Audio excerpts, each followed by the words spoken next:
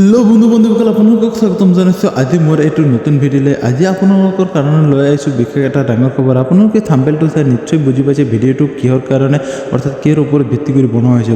বন্ধুসকল, গাঁও পঞ্চায়তৰ চৰকাৰী চাকৰি 25,000 পদ মুকলি হৈছে। 10 পাছ 12 পাছ মেল এণ্ড ফিমেল সকলোৱে এপ্লাই কৰিব পাৰিব। ভিডিঅ'টো অলপ স্কিপ নকৰাকৈ শেষলৈ চাই থাকিব। ভিডিঅ'টো স্কিপ কৰিলে কিন্তু একো বুজি নাপাব। আপোনালোকে কি ডকুমেণ্টছ লাগিব, আপোনালোকে কেনেকৈ এপ্লাই কৰিব, আপোনালোকক এইটো ভিডিঅ'ৰ মাধ্যমত জনাই দিম। আৰু আপুনি যদি নতুন প্লিজ চেনেলটো ছাবস্ক্ৰাইব কৰি দিব। বলক তেনেহ'লে আমি আৰম্ভণি কৰোঁ। ইয়াতে আপোনালোকক দেখুওৱা হৈছে বন্ধুসকল, আপোনালোকে নিশ্চয় ইয়াতে দেখা পাইছে যে পঞ্চায়ত ৰাজ ভিডিঅ' আপোনালোকে ইয়াতে নিশ্চয় দেখা পাইছে। আপোনালোকক দেখুওৱা হৈছে যে 2026 এপ্লাই অনলাইন ফৰ, তাৰপিছত কোৱা হৈছে যে 25,311টা চাকৰি পদ তাৰমানে অৰ্থাৎ মুকলি হৈছে গাঁও পঞ্চায়তৰ কাৰণে। আপোনালোকে ধুনীয়াকৈ ঘৰতে বহি নিজৰে মোবাইলেদি আপোনালোকে এপ্লাই কৰিব পাৰিব। ভিডিঅ'টো ধৈৰ্য সহকাৰে চাই থাকক, A to Z আপোনালোকক বুজাই দিম। অলপ যদি স্ক্ৰলটো ডাউন কৰোঁ তেনেহ'লে আপোনালোকে ইয়াতে দেখা পাইছে পঞ্চায়ত ৰাজ বিভাগ ৰেজিষ্ট্ৰেণ্ট 2026। আপোনালোকৰ এইটো হ'ল মেইন নটিছ। আপোনালোকে ইয়াতে দেখা পাইছে ইয়াতে ভেকেঞ্চি দিয়া আছে, অৰ্থাৎ আপোনালোকে ইয়াতে কোৱা হৈছে যে 2026। তাৰপিছত অৰ্গেনাইজেশ্যন অৰ্থাৎ পঞ্চায়ত ৰাজ ডিপাৰ্টমেণ্টৰ আপোনালোকৰ মানে অৰ্থাৎ পোষ্ট আহিছে। তাৰপিছত ইয়াতে পোষ্ট নেম দিয়া আছে। এইটো চাইডত আপোনালোকৰ পোষ্ট নেম অৰ্থাৎ কি পোষ্টৰ কাৰণে এলিজিবল হয় আৰু কি পোষ্ট আহিছে আপোনালোকে নিশ্চয় ইয়াতে দেখা পাইছে। পঞ্চায়ত ছেক্ৰেটাৰী দেখা পাইছে, তাৰপিছত আপোনালোকৰ লয়াৰ ডিভিজন ক্লিয়াৰ দেখা পাইছে, তাৰপিছত আপোনালোকে ৰেচিডেণ্ট ষ্টাফ দেখা পাইছে, তাৰপিছত আপোনালোকৰ কপিৰাইট দেখা পাইছে। তাৰপিছতে বন্ধুসকল আপোনালোকৰ কিন্তু ইয়াতে সকলো ধৰণৰ পদ কিন্তু যিটো নেকি অৰ্থাৎ পোষ্ট হয় সকলো কিন্তু ইয়াতে নেম দিয়া আছে। তাৰপিছত আপোনালোকৰ তলতে কিন্তু টোটেল আপোনালোকৰ কিমানকেইটা পোষ্ট আহিছে অৰ্থাৎ 25,331খন পোষ্ট আহিছে এইটো কিন্তু ইয়াতে কিন্তু দিয়া আছে। তাৰপিছতে টোটেল মই কিন্তু কৈ দিলোঁ 25,311খন পোষ্ট। তাৰপিছত বন্ধুসকল আপোনালোকৰ যিটো নেকি এপ্লাই মোড অৰ্থাৎ অনলাইন হ'ব, আপোনালোকে অনলাইন এপ্লাই কৰিব পাৰিব, এইটো কিন্তু অফলাইন নহয়। তাৰপিছতে আপোনালোকৰ তলত যদি লক্ষ্য কৰে ইয়াতে দিয়া আছে যে all India male and female, অৰ্থাৎ ইণ্ডিয়াৰ ভিতৰত সকলো ধৰণৰ মানুহে এপ্লাই কৰিব পাৰিব, মেল এণ্ড ফিমেল। কাৰো কাৰণে কিন্তু এইটো বাধা নহয়, কিন্তু বয়সটো পাৰফেক্ট হ'ব লাগিব। আৰু আপোনালোকক সকলো বস্তু দেখাই দিম, বয়স কিমান হ'ব লাগিব পাৰফেক্ট। তাৰপিছত ইয়াতে দিয়া আছে যে মিনিমাম 18 অৰ্থাৎ মিনিমাম 18 বছৰ হ'ব লাগিব আৰু মেক্সিমাম বয়স আপোনাৰ যায় 40 হ'ব পাৰিব। তাৰ ওপৰত হ'লে কিন্তু আপুনি এইটো পোষ্টৰ কাৰণে এপ্লাই কৰিব নোৱাৰিব, আপুনি এলিজিবলটো নহ'ব।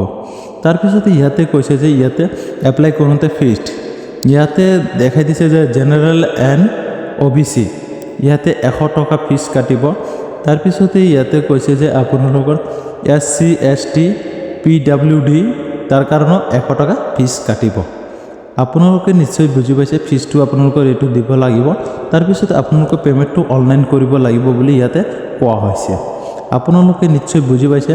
আৰু আপোনালোকে এপ্লাই কেনেকৈ কৰিব, এইটো ৱেবছাইটত অহাৰ লগে লগে আপোনালোকে তাতে দেখা পাব ধুনীয়াকৈ ক্লিক অপশ্যন, আপোনালোকে ধুনীয়াকৈ এপ্লাই অপশ্যন দেখা পাব। তাতে ক্লিক কৰিলে আপোনালোকে এপ্লাই যিটো নেকি পেজ সেইটো মুকলি হৈ যাব।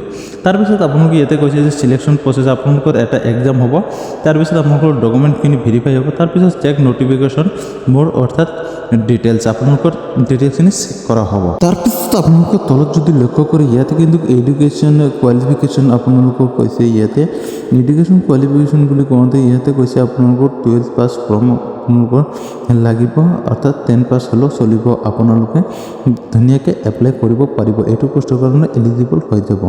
তাৰপিছতে বন্ধুসকল আপোনালোকে ইয়াতে কৈছে যে ইম্পৰ্টেণ্ট ডকুমেণ্ট, আপোনালোকৰ ইম্পৰ্টেণ্ট ডকুমেণ্ট বুলি কোৱাতে ইয়াতে কিন্তু কৈছে ইম্পৰ্টেণ্ট ডকুমেণ্ট আপোনালোকৰ লাগিব পাছপোৰ্ট চাইজ ফটো, এটা পাছপোৰ্ট চাইজ ফটো লাগিব। তাৰপিছতে আপোনালোকে ইয়াতে ছিগনেচাৰ লাগিব। তাৰপিছত আপোনালোকৰ আধাৰ কাৰ্ড, এডুকেশ্যন চাৰ্টিফিকেট অৰ্থাৎ তাৰপিছত কাষ্ট চাৰ্টিফিকেট, এগেইন প্ৰুফ, তাৰপিছত আপোনালোকৰ নটিফিকেশ্যন ফৰ মোৰ ডিটেইলছ।